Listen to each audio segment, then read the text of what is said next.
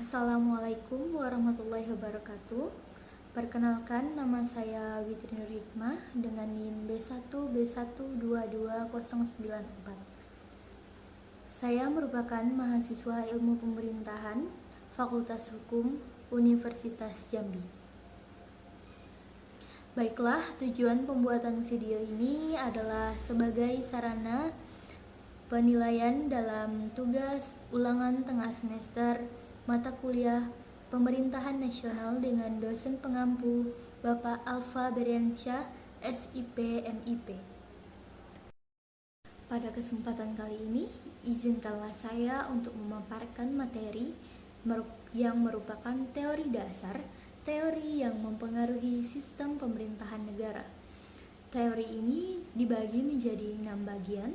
Yang pertama yang akan dibahas adalah teori pemisahan kekuasaan, yang kedua teori demokrasi, yang ketiga teori negara berdasarkan atas hukum, yang keempat teori negara berkonstitusional, yang kelima ajaran negara kesejahteraan, dan yang terakhir adalah ajaran sistem pemerintahan. Baiklah, kita akan membahas pada poin pertama, yaitu mengenai pemisahan kekuasaan. Teori pembagian kekuasaan menurut Trias Politika merupakan konsep pemerintahan yang kini banyak dianut oleh berbagai negara di belahan dunia. Konsep dasarnya adalah kekuasaan di suatu negara tidak boleh dilimpahkan pada satu struktur kekuasaan politik, melainkan harus terpisah di lembaga-lembaga negara yang berbeda. Trias Politika yang kini banyak diterapkan adalah pemisahan kekuasaan kepada 3 lembaga, yaitu lembaga legislatif, eksekutif, dan yudikatif. Legislatif adalah lembaga untuk membuat undang-undang, eksekutif adalah lembaga yang melaksanakan undang-undang, dan yudikatif adalah lembaga yang mengawasi jalannya pemerintahan dan negara secara keseluruhan.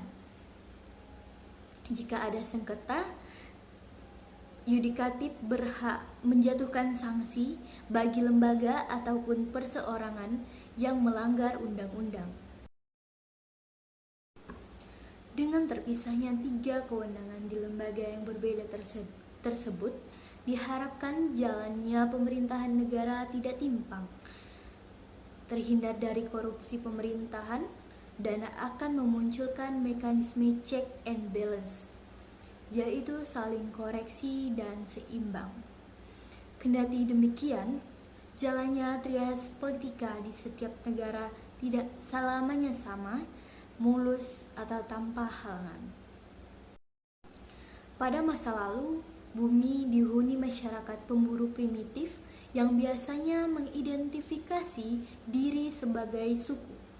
Masing-masing suku dipimpin oleh seorang kepala suku yang biasanya didasarkan atas garis keturunan ataupun kekuatan fisik atau non-fisik yang dimiliki. Kepala suku ini memutuskan seluruh perkara yang ada di suku tersebut. Pada perkembangannya, suku-suku kemudian memiliki sebuah dewan yang diisi oleh para tetua masyarakat. Contohnya, dari dewan ini yang paling kentara adalah dewan-dewan kota Athena yang berada di Yunani. Dewan ini sudah menampakkan 3 kekuasaan Trias Politika, yaitu kekuasaan legislatif, eksekutif, dan yudikatif. Bahkan di Romawi kuno sudah ada perwakilan daerah yang disebut senat, lembaga yang mewakili aspirasi daerah-daerah. Kesamaan dengan Indonesia sekarang adalah Dewan Perwakilan Rakyat Daerah atau DPRD. Namun, keberadaan kekuasaan yang terpisah, misalnya di tingkat dewan kota tersebut, mengalami pasang surut. Tentang yang terbesar adalah persaingan dengan kekuasaan monarki atau tirani. Monarki atau tirani adalah kekuasaan absolut yang berada di tangan satu orang raja. Tidak ada kekuasaan yang terpisah antara keduanya. Pada pertengahan abad kira-kira tahun 1000 sampai 1500 Masehi, kekuasaan politik menjadi persengketaan antara monarki, yaitu raja dan ratu, pemimpin gereja, dan kaum bangsawan. Kerap kali Eropa waktu itu dilanda perang saudara akibat sengketa kekuasaan antara tiga kekuasaan politik ini. Pada tahun 1500 Masehi, mulai muncul semangat baru di kalangan intelektual Eropa untuk mengkaji ulang filsafat politik yang berupa melakukan pemisahan kekuasaan. Tokoh-tokoh seperti John Locke, Montesquieu, Rousseau, Thomas Hobbes merupakan contoh dari intelektual Eropa yang melakukan kaji ulang seputar bagaimana kekuasaan di suatu negara atau kerajaan harus diberlakukan. Untuk keperluan mata kuliah ini, saya akan memberikan dua gambaran mengenai dua pemikiran intelektual Eropa yang berpengaruh atas konsep trias politika. Pertama adalah John Locke yang berasal dari Inggris, sementara yang kedua adalah Montesquieu yang berasal dari Prancis. Teori pembagian kekuasaan menurut John Locke 1632 sampai 1704. Pemikiran John Locke mengenai trias politika adalah di dalam magnum opus atau karya besar yang ia tulis berjudul Two Theses of Government yang terbit tahun 1690.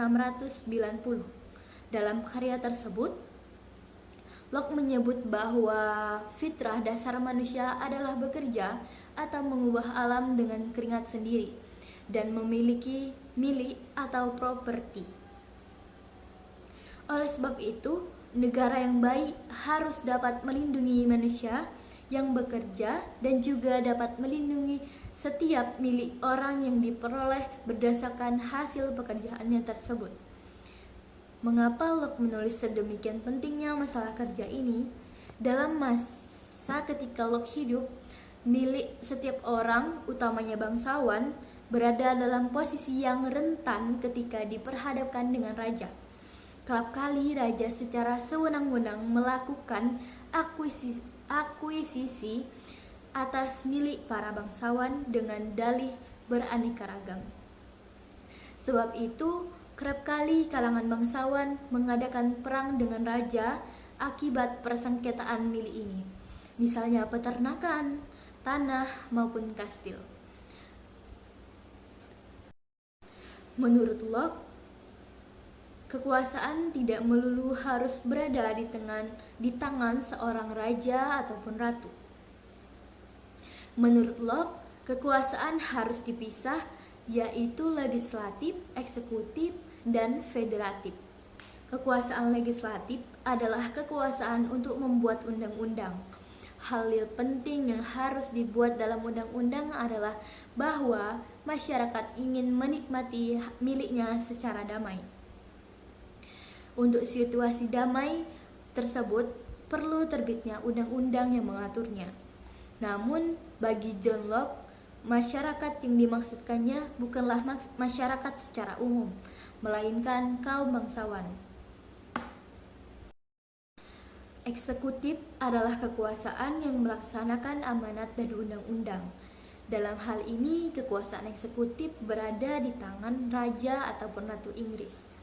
Kaum bangsawan tidak melaksanakan sendiri undang-undang yang mereka buat, melainkan diserahkan kepada tangan raja ataupun ratu. Federatif adalah kekuasaan menjalin hubungan dengan negara-negara atau kerajaan-kerajaan lain. Kekuasaan ini mirip dengan Departemen Luar Negeri di masa sekarang. Kekuasaan ini antara lain untuk membangun liga perang, aliansi politik luar negeri, menyatakan perang dan damai, perangkat duta besar, dan sebagainya. Dari pemikiran politik John Locke dapat ditarik satu simpulan bahwa dari tiga kekuasaan yang dipisah, dua berada di tangan raja ataupun ratu, satu berada di tangan kaum bangsawan. Pemikiran Locke ini belum sepenuhnya sesuai dengan pengertian trias politika di masa sekarang. Pemikiran Locke kemudian disempurnakan oleh rekan Prancisnya Montesquieu pada teori pembagian kekuasaan menurut Montesquieu 1687 sampai 1755. Montesquieu yang merupakan nama aslinya Baron Secondat de Montesquieu mengajukan pemikiran politiknya setelah membaca karya John Locke. Buah pemikirannya termuat dalam magnum opusnya Spirits of the Laws yang terbit tahun 1748. Sehubungan dengan konsep pemisahan kekuasaan, Montesquieu menulis sebagai berikut. Dalam tiap pemerintahan ada 3 macam kekuasaan. Kekuasaan legislatif, kekuasaan eksekutif, dan mengenai hal-hal yang berkenaan dengan hukum antar bangsa, dan kekuasaan yudikatif yang mengenai hal-hal yang bergantung pada hukum sipil. Dengan kekuasaan pertama, penguasa magistrat mengeluarkan hukum yang telah dikeluarkan. Dengan kekuasaan kedua, ia membuat damai atau perang, mengutus atau menerima duta, menetapkan keamanan umum, dan mempersiapkan untuk melawan invasi. Dengan kekuasaan ketiga, ia menghukum penjahat atau memutuskan pertikaian antar individu dengan individu, yang akhir ini kita sebut kekuasaan yudikatif. Yang lain kekuasaan eksekutif negara. Dengan demikian, konsep trias politika yang banyak diacu oleh negara-negara di dunia saat ini adalah konsep yang berasal dari pemikir Prancis ini. Namun, konsep trias politika ini harus terus mengalami persaingan dengan konsep-konsep kekuasaan yang lain, semisal kekuasaan dinasti yang masih dipegang oleh Arab Saudi, wilayatul faqih atau berada di Iran, diktatur proletariat yaitu di Korea Utara, Cina, dan Kuba. Adapun yang melatar belakangi munculnya pemisahan kekuasaan yaitu maksud dibalik sistem kekuasaan yang dipisahkan adalah untuk mencegah pemusatan kekuasaan dengan menyediakan checks and balance. Masing-masing cabang mempunyai kekuasaan dan tanggung jawab yang terpisah dan independen, sehingga kekuasaan satu cabang tidak bertentangan dengan cabang yang lain. Pada dasarnya, kekuasaan bisa dibagi atau dipisahkan menjadi beberapa bentuk, tergantung kebijakan di setiap negara. Disebut pembagian kekuasaan jika kewenangan dan kekuasaan yang dimiliki dibagi menjadi beberapa bagian. Sementara pemisahan kekuasaan berarti kekuasaan dan kewenangan yang dimiliki akan dipisahkan menjadi sejumlah kelompok. Baiklah, masuk kepada materi yang kedua, yaitu demokrasi. Demokrasi adalah bentuk pemerintahan yang keputusan-keputusan penting, baik secara langsung ataupun tidak langsung, didasarkan pada kesepakatan mayoritas yang diberikan secara bebas dari masyarakat dewasa. Demokrasi adalah bentuk pemerintahan di mana semua warga negaranya memiliki hak yang sama untuk pengambilan keputusan yang dapat mengubah hidup mereka. Demokrasi mengizinkan warga negara untuk ikut serta baik secara langsung ataupun melalui perwakilan dalam perumusan, pengembangan, dan pembuatan hukum.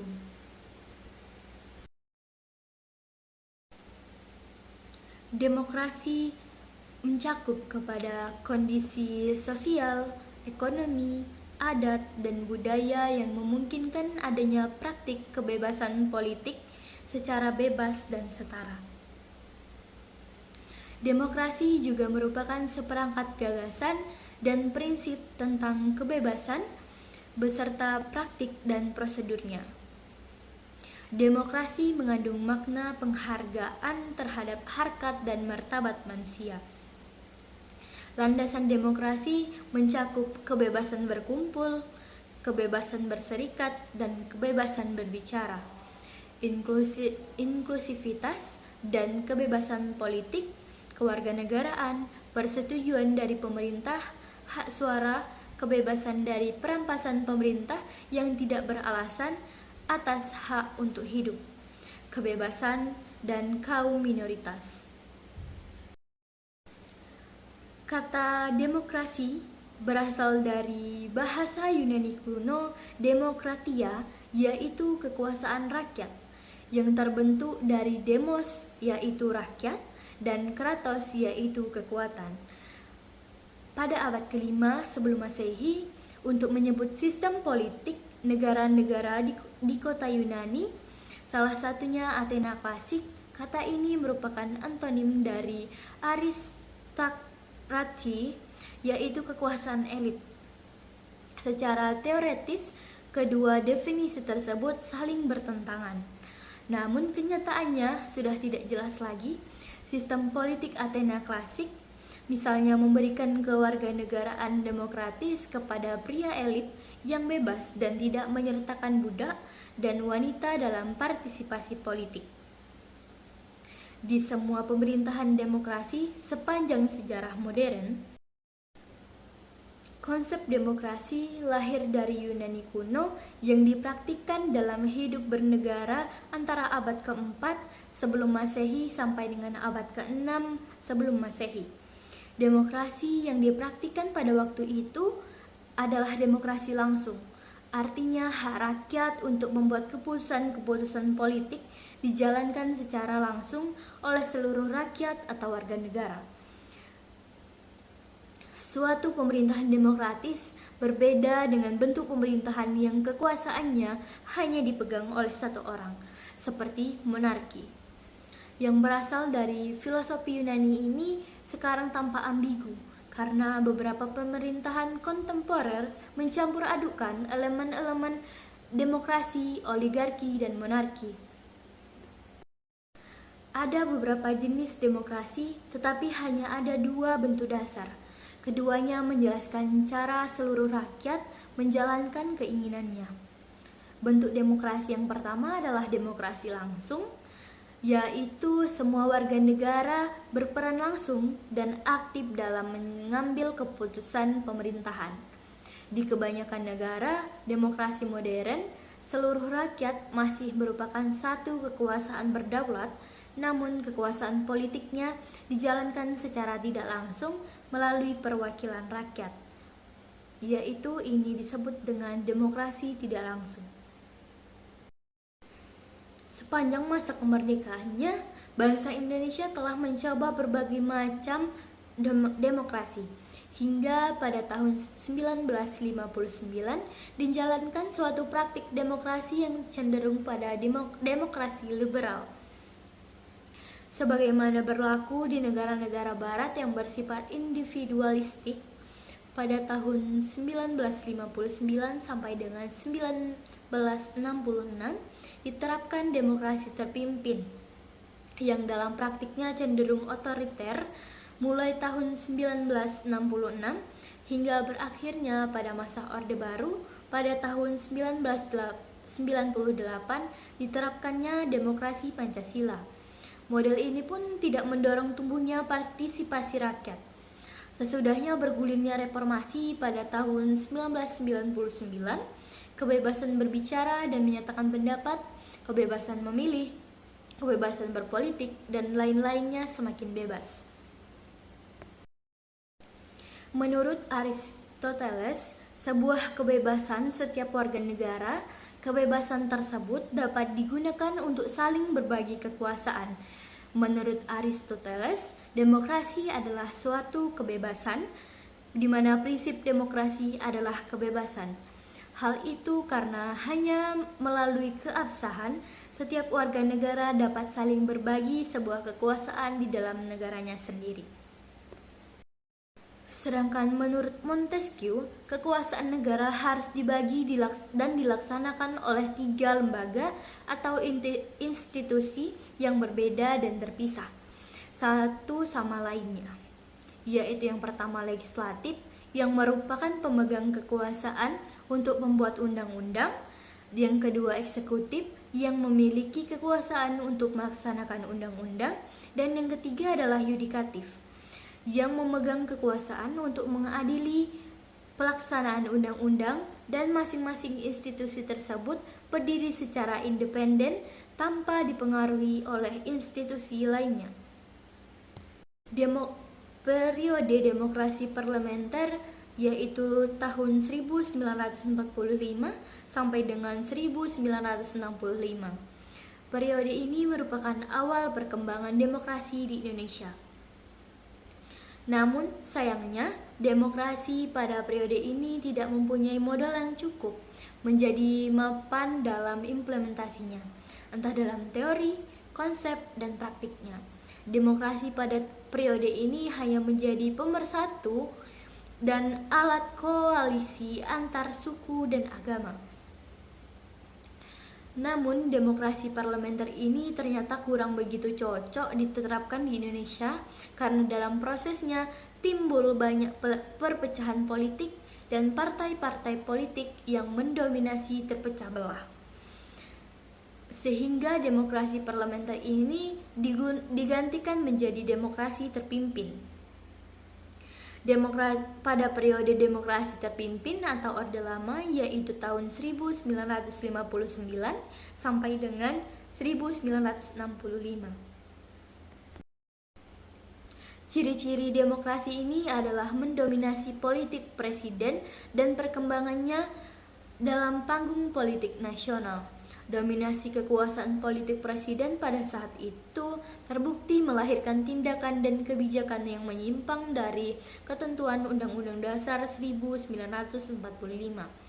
Misalnya pada tahun 1960, Presiden Soekarno membubarkan Dewan Perwakilan Rakyat, padahal dalam hal ini Presiden tidak memiliki wewenang. Namun sejak pada tahun 1959 diberlakukannya dekret presiden. Setelah itu banyak penyimpangan konstitusi oleh presiden atas dasar dominasi kekuatan politik presiden. Akhir dari sistem demokrasi terpimpin Soekarno yang berakibat pada perseteruan politik berdarah yang dikenal dengan Gerakan 30 September 1965 atau yang biasa kita kenal dengan G30 SPKI. Yang ketiga yaitu periode demokrasi Pancasila atau Orde Baru, yaitu pada 1965 sampai dengan 1998. Periode ini merupakan masa pemerintahan dari Presiden Soeharto yang disebut masa Orde Baru. Sebutan Orde Baru merupakan kritik terhadap periode sebelumnya, yaitu Orde Lama. Demokrasi Pancasila pada periode ini secara garis besar menawarkan 3 komponen demokrasi. Pertama, menegakkan kembali asas-asas negara hukum dan kepastian hukum. Yang kedua, mengutamakan kehidupan yang layak bagi semua warga negara. Yang ketiga, pengakuan dan perlindungan hak asasi manusia, peradilan yang bebas dan tidak memihak. Namun ternyata tawaran-tawaran demokrasi Pancasila hanya retorika politik belaka, sehingga terjadi ketidakdemokratisan pengusaha Orde Baru yang ditandai oleh dominannya peranan militer atau ABRI. Yang kedua, birokratisasi dan sentralisasi pengambilan keputusan politik. Yang ketiga, pengebirian peran dan fungsi partai politik. Yang keempat, campur tangan pemerintah dalam berbagai urusan partai politik. Yang kelima, politik masa mengembang. Selanjutnya adalah periode pasca Orde Baru, yaitu reformasi tahun 1998 sampai dengan sekarang. Periode pasca Orde Baru ini disebut era reformasi. Dalam periode ini tuntutan-tuntutan rakyat mengenai pelaksanaan demokrasi dan HAM harus lebih konsekuen. Tuntutan ini berawal dari lengsernya Presiden Soeharto yang telah menjabat selama 30 tahun lamanya dengan demokrasi Pancasilanya. Dalam periode ini, cita-cita dari demokrasi yang mapan dan menjunjung tinggi HAM menjadi tantangan utama. Sehingga pada periode ini banyak terjadinya perombakan baik secara aturan, fungsi, dan institusi. Wacana demokrasi pada pasca Orde Baru atau era reformasi erat kaitannya dengan pemberdayaan manusia, pemberdayaan masyarakat madani, dan penegakan HAM secara sungguh-sungguh serta mengembalikan kedaulatan sesungguhnya kepada rakyat. Hingga saat ini, demokrasi masih menjadi nilai penting dalam kehidupan bermasyarakat dan berpolitik di Indonesia.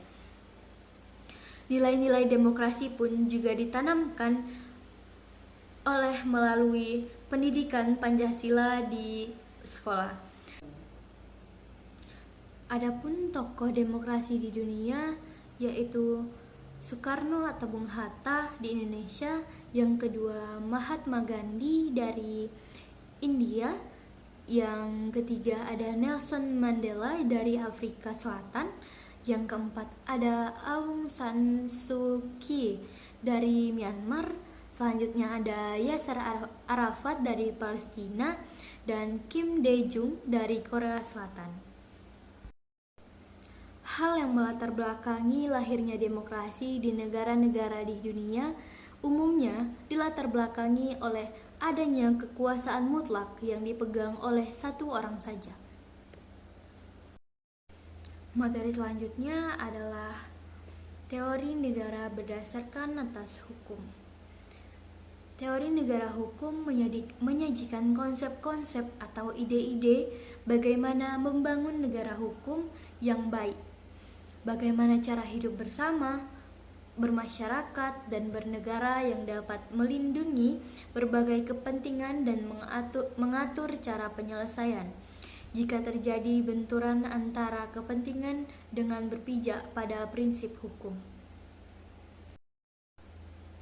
Cita negara hukum itu untuk pertama kalinya dikemukakan oleh Plato, dan kemudian pemikiran tersebut dipertegas oleh Aristoteles. Negara hukum dimulai sejak Plato dengan konsepnya bahwa penyelenggaraan negara yang baik adalah didasarkan pada pengaturan hukum yang baik.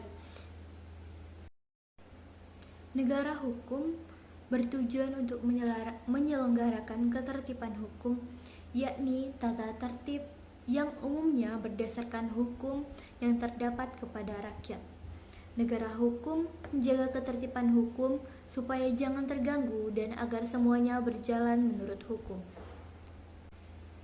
Negara hukum ialah negara yang susunannya diatur dengan sebaik-baiknya dalam undang-undang, sehingga segala kekuasaan dari alat-alat pemerintahannya didasarkan kepada hukum. Rakyat tidak boleh bertindak sendiri-sendiri menurut semuanya yang bertentangan dengan hukum. Negara hukum ialah negara yang diperintahi bukan oleh orang tetapi oleh undang-undang. Di sini pengertian negara hukum dihubungkan dengan organisasi intern dan struktur negara yang diatur menurut hukum. Setiap tindakan atau tingkah laku penguasa maupun rakyatnya harus berdasarkan hukum dan sekaligus dicantumkan tujuan negara hukum, yaitu menjamin hak-hak asasi rakyatnya. Hukum sebagai alat merupakan suatu pengaturan yang dapat menghalang-halangi penguasa untuk bertindak sewenang-wenang. Dia merupakan batas-batas kebebasan antara individu dan penguasa dalam setiap interaksi kemasyarakatan, hingga hukum merupakan perlindungan bagi ketentraman umum. Teori menurut John Locke yaitu membagi kekuasaan negara menjadi 3, yaitu legislatif, eksekutif, dan federatif. Selanjutnya, menurut Montesquieu, membagi kekuasaan menjadi 3, yaitu legislatif, eksekutif, dan yudikatif. Yang ketiga, teori menurut Rousseau bermula pada dasar bahwa setiap orang adalah bebas. Tetapi melalui argumen awal yang dia berikan, yakni bahwa setiap orang adalah terikat pada sesuatu. Seperti contohnya budak pada zaman Yunani. Dia mengutip perkataan Aristoteles yang mengatakan bahwa tidak semua orang sama karena beberapa lahir untuk memimpin dan beberapa terlahir untuk menjadi budak. Di dalam bukunya, Rousseau berpendapat bahwa kekuatan yang perlu kita taati secara moral adalah kekuatan yang memiliki legitimasi.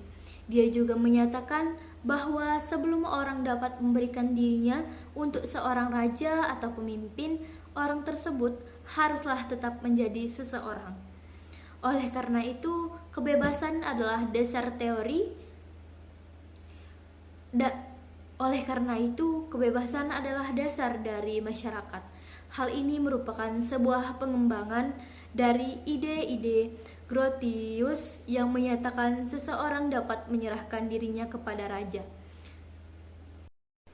Intinya, dia menyatakan bahwa suatu negara harus berdasarkan pada persetujuan bersama, yakni tiap-tiap orang menyatukan kekuatan masing-masing untuk menjalankan suatu tujuan bersama. Dengan demikian, hukum juga harus memiliki tujuan umum yang berdasarkan pada keputusan bersama.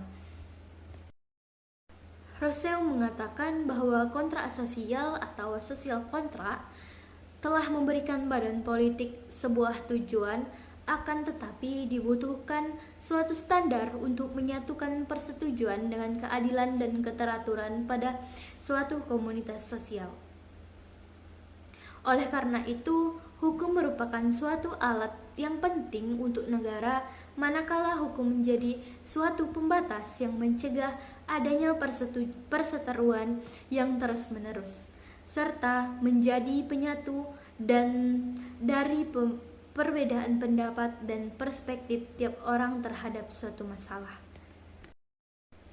Rousseau menyimpulkan bahwa seharusnya pemerintahan dan penguasa adalah suatu entitas yang berbeda untuk memastikan bahwa negara tetap berjalan atas keputusan umum. Negara seharusnya dibagi menjadi legislatif, yaitu penguasa yang terpilih atas berdaulat harus mewakilkan kehendak umum yang telah menjadi keputusan bersama. Dan Rousseau membagi hukum menjadi 4 jenis, yaitu hukum politik, selanjutnya hukum rakyat, hukum kriminal, dan hukum yang keempat. Hukum ini berisi segala sesuatu yang tidak tertulis, namun tertanam pada diri seseorang. Pada konsepnya, suatu negara hukum dapat diartikan sebagai negara hukum apabila tindakan pemerintah maupun rakyatnya didasarkan atas hukum, untuk mencegah adanya tindakan sewenang-wenang dari pihak pemerintah atau penguasa dan tindakan rakyat itu sendiri yang dilakukan menurut kehendaknya sendiri. Pada kesimpulannya, pada negara hukum, semuanya harus tergantung kembali lagi kepada hukum. Adapun yang melatar belakangi lahirnya negara hukum, yaitu timbulnya pemikiran negara hukum, itu merupakan reaksi terhadap kesewenang-wenangan yang terjadi di masa lampau. Selanjutnya kita akan membahas kepada negara konstitusi. Negara konstitusi adalah suatu negara yang melindungi dan menjamin terselenggaranya hak-hak asasi manusia dan hak-hak sipil lainnya, serta penyelenggaraan negara dan warga negaranya secara berimbang antara kepentingan penyelenggaraan negara dan warga negaranya.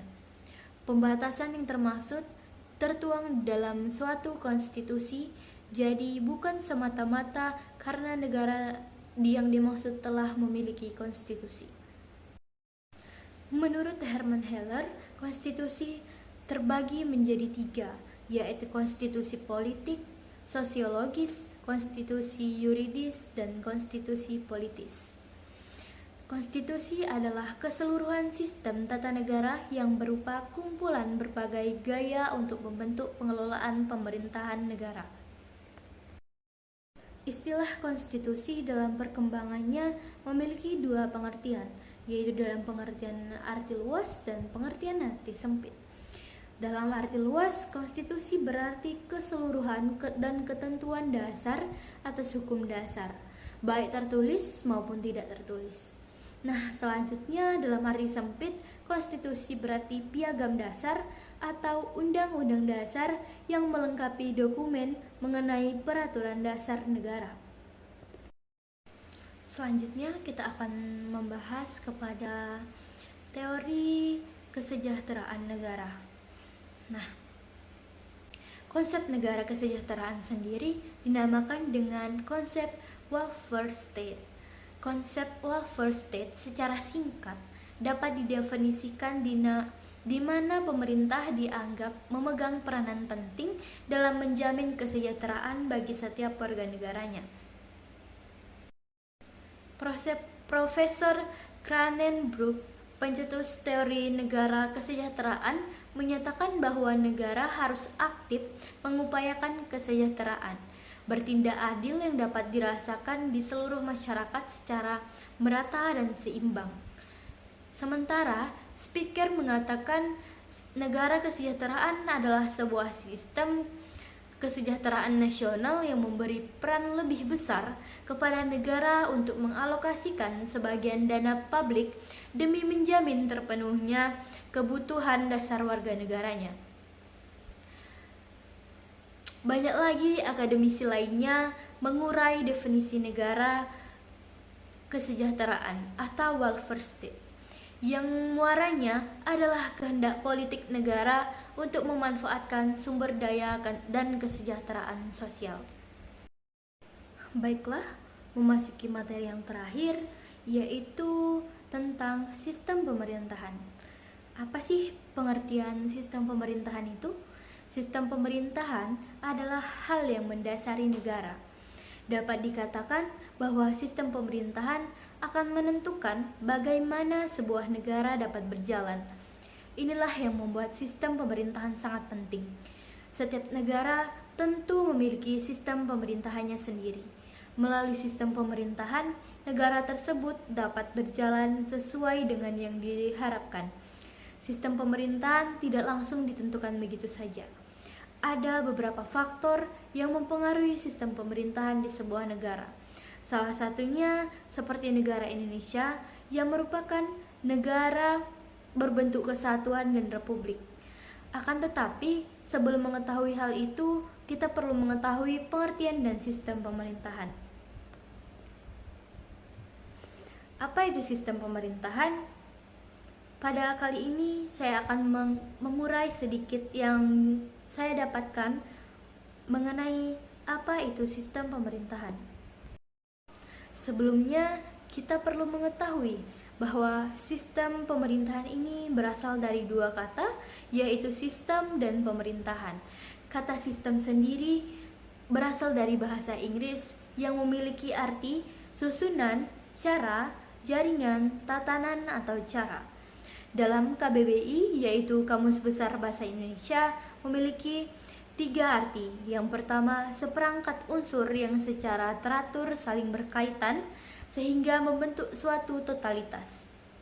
Yang kedua, sistem adalah sebuah susunan pandangan, teori atau asas yang teratur.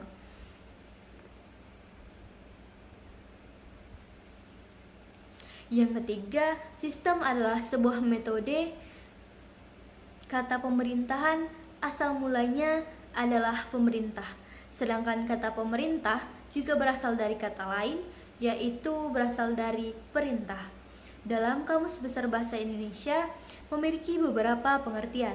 Yang pertama, kita perintah adalah perkataan yang memiliki makna menyeluruh untuk melakukan sesuatu. Yang kedua, kata pemerintahan berarti artinya kekuasaan yang memerintah sebuah wilayah, daerah, atau bahkan negara. Sistem pemerintahan merupakan hubungan serta susunan di antara lembaga negara. Lembaga negara tersebut saling terikat. Selain itu, lembaga negara tersebut juga saling berkesinambungan di dalam satu kesatuan di dalam rangka penyelenggaraan negara. Ada beberapa sistem pemerintahan di dalam sebuah negara, seperti sistem pemerintahan presidensial, semi-presidensial, parlementer, monarki, liberal, demokrasi, federal, tirani, dan aristokrasi. Sistem pemerintahan dalam arti luas adalah tatanan yang berupa struktur dari suatu negara dengan menitik beratkan pada hubungan antara negara dengan rakyatnya. Sementara itu, sistem pemerintahan dalam arti sempit adalah struktur pemerintahan yang bertitik tolak dari hubungan sebagian organ negara di tingkat pusat. Suatu sistem pemerintahan yang kokoh akan menjaga negara tetap stabil dan mendorong ke arah kemajuan. Nah, berbicara tentang sistem pemerintahan, Indonesia mengalami beberapa sistem pemerintahan dari masa ke masa, yaitu yang pertama, pasca kemerdekaan pada tahun 1945 sampai dengan 1949, yaitu yang kedua, Republik Indonesia Serikat atau biasa kita dengar dengan RIS, yaitu pada 1949 sampai dengan 1950. Selanjutnya adalah pasca RIS, yaitu tahun 1950 sampai dengan 1959. Selanjutnya yang keempat adalah pemerintahan Orde Lama, yaitu 1959 sampai dengan 1966. Yang kelima, pemerintahan Orde Baru 1966 sampai dengan 1998. Yang terakhir adalah pemerintahan reformasi, yaitu dari 1998 sampai dengan masa sekarang. Dikarenakan keterbatasan ilmu yang saya miliki, maka saya cukupkan pada pembahasan saya kali ini. Apabila ada kata-kata yang salah, saya mohon dimaafkan. Saya cukupkan dengan akhiru kalam, wabillahi taufiq wal hidayah, wal ridho wal inayah. Wassalamualaikum warahmatullahi wabarakatuh.